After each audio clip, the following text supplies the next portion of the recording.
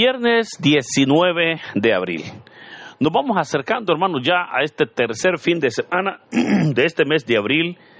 Y es un privilegio, una vez más, el poder unirnos en la meditación de la bendita palabra de Dios. El evangelio para hoy está tomado de San Juan, capítulo 6, versículos del 52 al 59. Doy lectura a la palabra de Dios en el nombre del Padre, del Hijo y del Espíritu Santo. Amén. En aquel tiempo los judíos se pusieron a discutir entre sí: ¿cómo puede éste darnos a comer su carne? Jesús les dijo: yo les aseguro, si no comen la carne del Hijo del Hombre y no beben su sangre, no podrán tener vida en ustedes.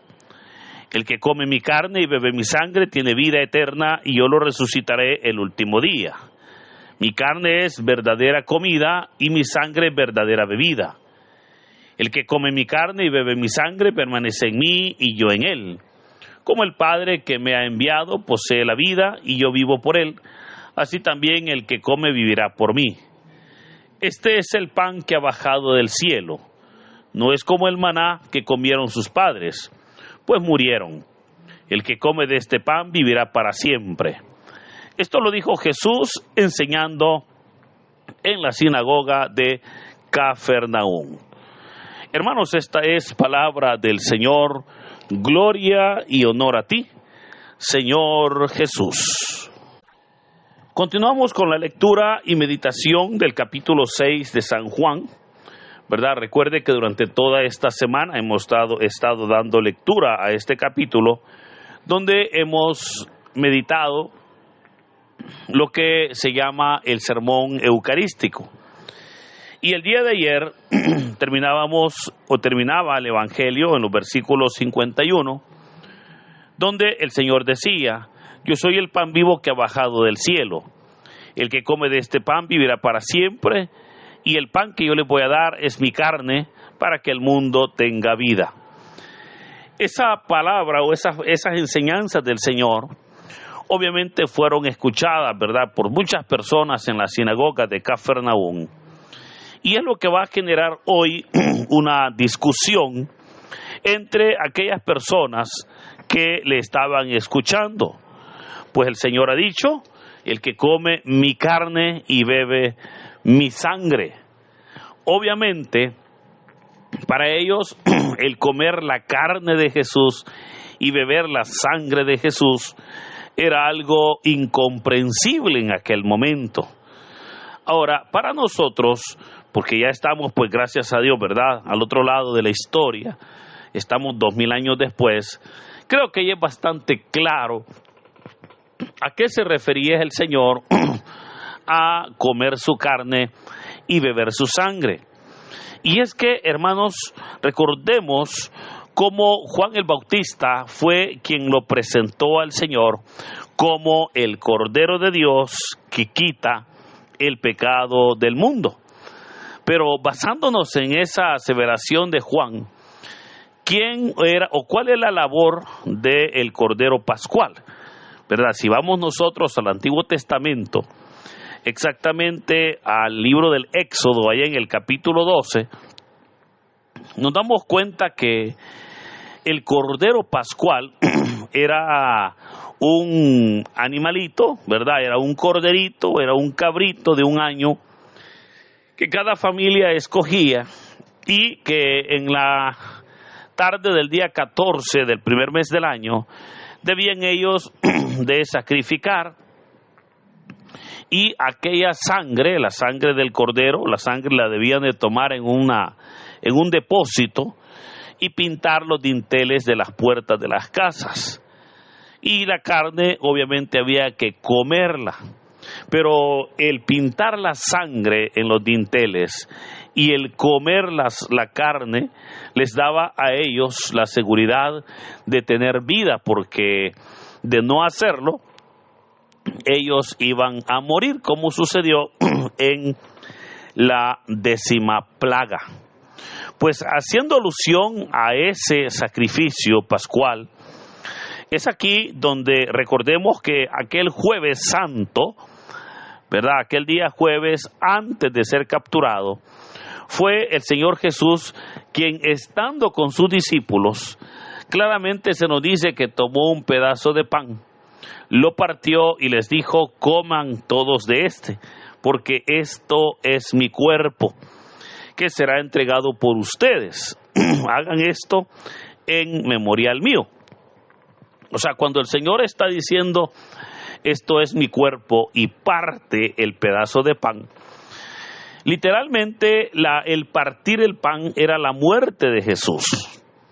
Pero obviamente cuando también toma una copa, se las da y dijo el Señor: tomen y beban, porque esta es mi sangre, sangre que será derramada por ustedes, dijo, como una nueva alianza. Entonces veamos que esa sangre se derramó allá en el Calvario, especialmente en la cruz, cuando el Señor fue crucificado. Entonces, a la luz de esa explicación, creo que nos es fácil a nosotros poder entender a qué se refería Jesús cuando dijo: el que come mi carne y bebe mi sangre. Y es que, hermanos, literalmente nosotros necesitamos ese alimento espiritual. Recordemos cómo los seres humanos tenemos dos naturalezas: la naturaleza física y la naturaleza espiritual, ¿verdad? En la naturaleza física pues tenemos este cuerpo que debemos de cuidarlo, mire, debemos de alimentarlo, debemos de descansarlo, debemos de darle salud, debemos de sanarlo, o sea, buscar ir al médico, tener una buena alimentación, tener un descanso adecuado, etcétera, etcétera. Todo eso es buenísimo y es necesario para el cuerpo. Pero así también es necesario el poder nosotros alimentar nuestra alma, alimentar nuestro espíritu. Porque recuerde, tenemos una naturaleza espiritual. Y le cuento, también la naturaleza espiritual se enferma, también la naturaleza espiritual se cansa, también la naturaleza espiritual se debilita, también la naturaleza espiritual necesita, ¿verdad?, de ese alimento, necesita de esa fortaleza. Al entender esto, es ahí donde nosotros comprendemos que el alimento espiritual es Cristo mismo y a través de su cuerpo y de su sangre. Ahora, es bien importante cómo tenemos nosotros lo que conocemos como la Santa Eucaristía, ¿verdad? Pues fue una institución del Señor Jesús aquel Jueves Santo, donde Él dijo: esto es mi cuerpo. Y el apóstol Pablo va a ser muy, muy bondadoso y muy fuerte, pero también muy ayudador en sus declaraciones de la carta a los Corintios, capítulo 11, donde el apóstol Pablo va a decir que cada vez que comemos su cuerpo y bebemos su sangre, estamos nosotros viviendo nuevamente aquel sacrificio de Cristo para poder así ser redimidos. Por eso, hermanos, creo que es importante el que siempre haya en nosotros ese alimento, ¿verdad? El que haya en nosotros siempre la oportunidad de estar fortaleciéndonos con la palabra, fortaleciéndonos con el sacramento. Ahora, en el texto que hoy hemos escuchado, para los judíos que escuchaban aquella aseveración del Señor, era fuerte, pero por esa razón es que el Señor hoy les va a dar 5 razones por las cuales ellos debían de comer su carne y beber su sangre. Veamos qué dice la palabra. Jesús les dijo: yo les aseguro, y aquí viene la número 1, les dijo: si no comen la carne del Hijo del Hombre y no beben su sangre, no podrán tener vida en ustedes. Así como el maná daba vida, así como el cordero daba vida y salvaba de la muerte, ahora Jesús, que es mucho más que el maná y que es el cordero de Dios, da vida. Entonces el Señor dice que es necesario, ¿verdad?, ese alimento. Número 2, la segunda razón, dijo el Señor: el que come mi carne y bebe mi sangre tiene vida eterna, y yo lo resucitaré el último día. Ven qué promesas más hermosas, porque el Señor está hablando de que como beneficio de comer su carne y beber su sangre, tendremos vida.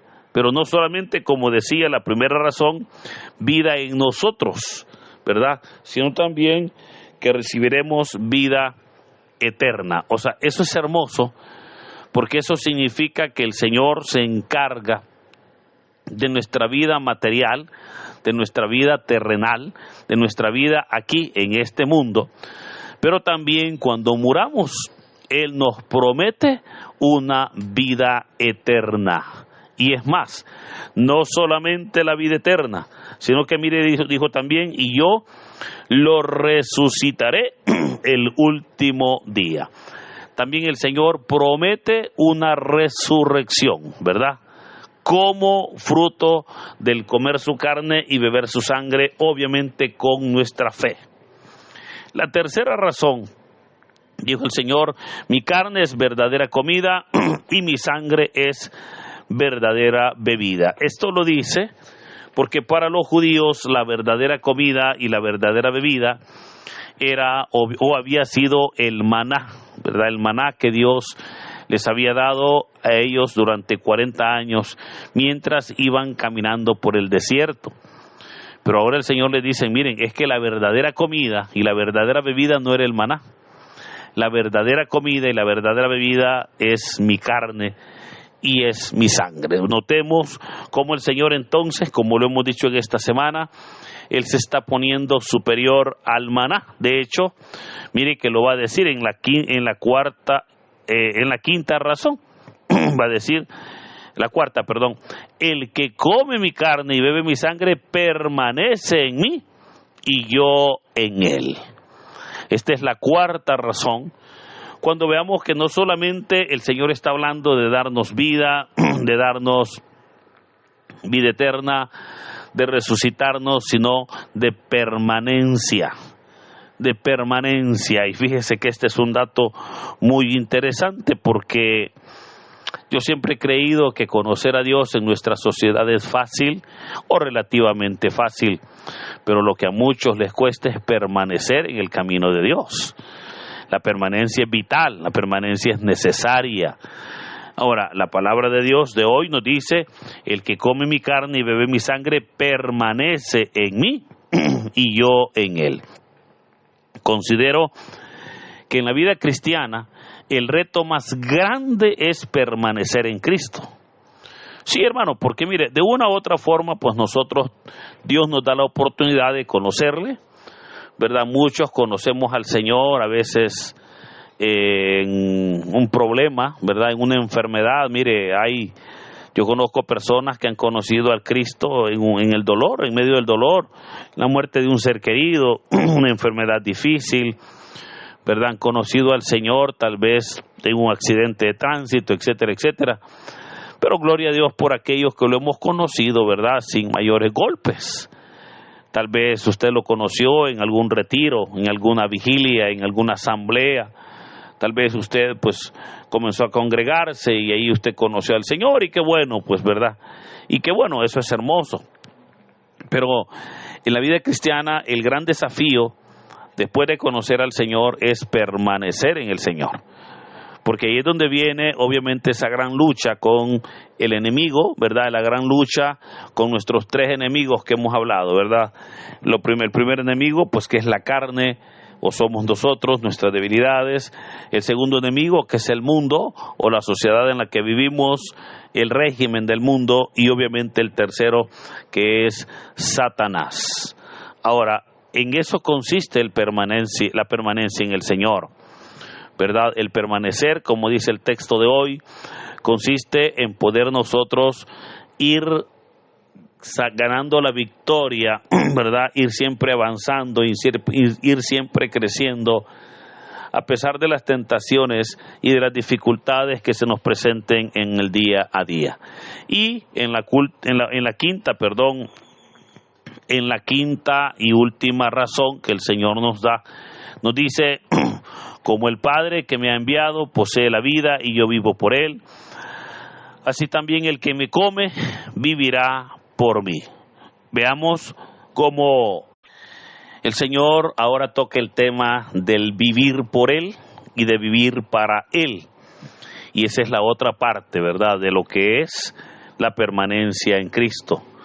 Ya no vivir para el mundo, ya no vivir para el pecado, ya no vivir para la carne, ya no vivir para todas esas cosas que parecieran como que han sido parte de nuestras vidas, sino ahora, como dice el Señor, el que come mi carne y bebe mi sangre, vivirá para mí. A eso, hermanos, es lo que la palabra de hoy nos exhorta, a eso es lo que hoy la palabra nos invita, a vivir, mire, ya no amparados, confiados o basados en lo que es el mundo, sino ahora a vivir para Cristo, a vivir para el Señor, porque solo de esa manera es como podremos nosotros vencer toda tentación, vencer toda dificultad, vencer todo problema y obviamente tener el respaldo de Dios. Ante eso le animo, ¿verdad?, para que en este viernes decidamos nosotros vivir para el Señor. Llegar a hacer vida aquella frase que dijo el apóstol Pablo, ¿verdad? Cuando Pablo dijo, ya no vivo yo, mas Cristo vive en mí. Pero, ¿qué significa Cristo vive en mí? Que ahora pues es el Señor, ¿verdad?, el que gobierna nuestras vidas, es el Señor el que nos fortalece, es el Señor el que verdaderamente nos respalda, pero es a Él que le debemos de dar en todo momento la honra y la gloria, ¿verdad? Es a Él y por Él y para Él que debemos nosotros de vivir. Le animo entonces para que en esta Pascua, ¿verdad?, estamos, recuerden, la tercera semana de Pascua, podamos nosotros también dar el paso de la muerte a la vida, podamos nosotros dar el paso, ¿verdad?, de ese cristianismo cómodo a un cristianismo comprometido. Dar ese paso a disponernos por sobre todo para honrar y glorificar verdaderamente el nombre del Señor. Por eso, hermanos, que en este hermoso día sea Dios bendiciendo nuestras vidas. En el nombre del Padre, del Hijo y del Espíritu Santo. Amén.